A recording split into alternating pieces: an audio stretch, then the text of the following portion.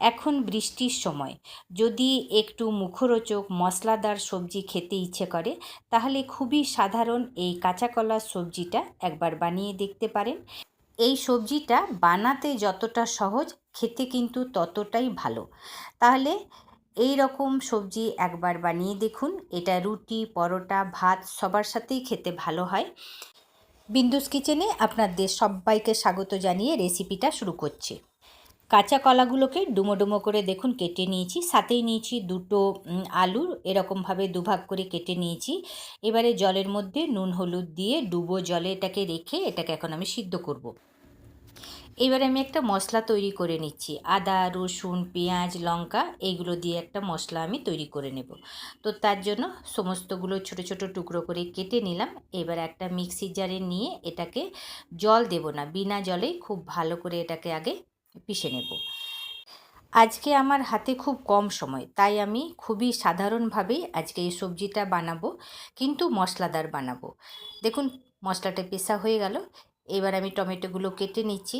এই বৃষ্টির সময় যেরকম ভাজাভুজি খেতে ইচ্ছে করে, সেরকম কখনো কখনো একটু মশলাদার সবজিও খুব ভালো লাগে খেতে। আর এইদিকে আমার আলু কলা সব সিদ্ধ হয়ে গেছে। এইগুলোকে এখন আমি ছাড়িয়ে নিচ্ছি। দেখুন খোসাগুলো ছাড়িয়ে এখন এটাকে আমি একদিকে রেখে নেব।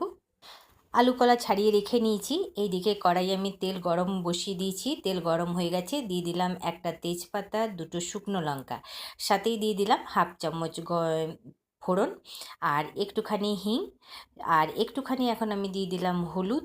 এরপর খুব ভালো করে ফোড়নটা একটু ভেজে নিয়ে মশলাটা এর মধ্যে দিয়ে দিচ্ছি।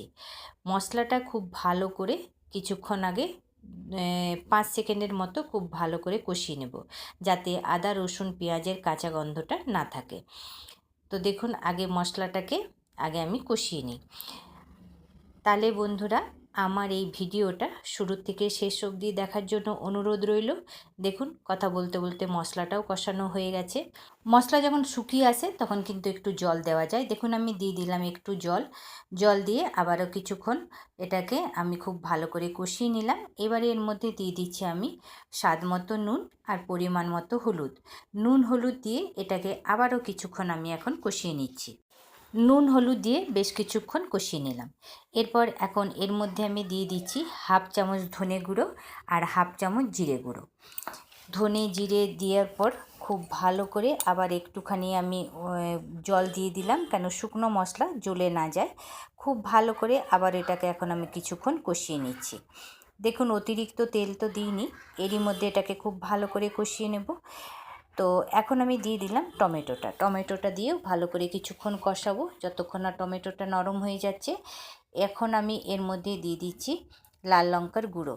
তো লঙ্কার গুঁড়োটা দিয়ে দিলাম, আবারও কিছুক্ষণ এটাকে এখন আমি কষিয়ে নেব। আর মাঝে মাঝে টমেটোগুলোকে একবার করে করে ম্যাশ করে দেব। দেখুন খুব ভালো করে কিন্তু মশলাটা কষানো হচ্ছে, লক্ষ্য করলে বুঝতে পারবেন যে মশলার থেকে তেল ছেড়ে দিয়েছে।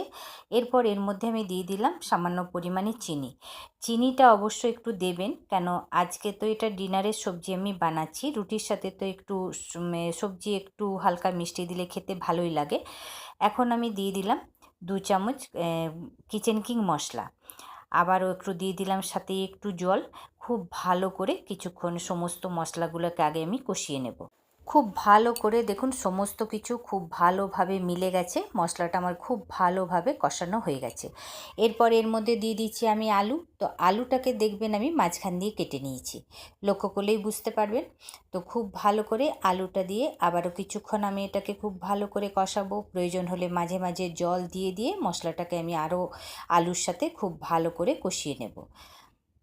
তো দেখুন একটু করে জল দিয়ে দিয়ে আমি মশলাটাকে কষিয়ে নিয়েছি। এইবারে আমি এর মধ্যে দিয়ে দিচ্ছি কসুরি মেথি। এই কসুরি মেথির জন্য সবজির কিন্তু ফ্লেভারটা কিন্তু খুব ভালো হবে, আর খেতেও কিন্তু খুবই ভালো লাগবে। খুব ভালো করে কসুরি মেথি দিয়েও আবারও কিছুক্ষণ এটাকে আমি কষিয়ে নিলাম। এইবারে এর মধ্যে আমি দিয়ে দিলাম কাঁচা কলাগুলো, সিদ্ধ করে রাখা কাঁচা কলাগুলো এর মধ্যে দিয়ে দিলাম। এই কাঁচা কলা দিয়েও খুব ভালো করে এটাকে কষাবো, আর মাঝখান দিয়ে কলাগুলোকে আমি খুন্তির সাহায্যে এগুলোকে আমি কেটে নেব। দেখুন দেখতে খুবই সুন্দর হয়েছে। এটা গা মাখাই হবে, এটা ঝোল থাকবে না।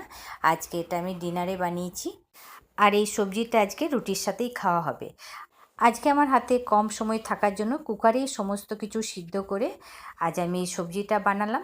তো এইরকম করে কখনো কখনো সবজি বানিয়ে দেখবেন, খেতে কিন্তু খুবই সুস্বাদু হয়। সবজি আমার রেডি, একটা বলে আমি নামিয়ে নেব। সবজিটাকে আমি একটা বলে নামিয়ে নিচ্ছি। তাহলে বন্ধুরা, আমার এই কাঁচা কলার রেসিপি আপনাদের কেমন লাগলো? রেসিপিটা ভালো লাগলে বিন্দুস কিচেনকে লাইক সাবস্ক্রাইব অবশ্যই করবেন, অনেক অনেক করে কমেন্ট করবেন, আর একবার বানিয়ে অবশ্যই দেখবেন। এই রকম সাধারণ সবজি দিয়ে নানান রেসিপি নিয়ে আবারও হাজির হব আপনাদের কাছে। ভালো থাকবেন, সুস্থ থাকবেন, আবার দেখা হবে।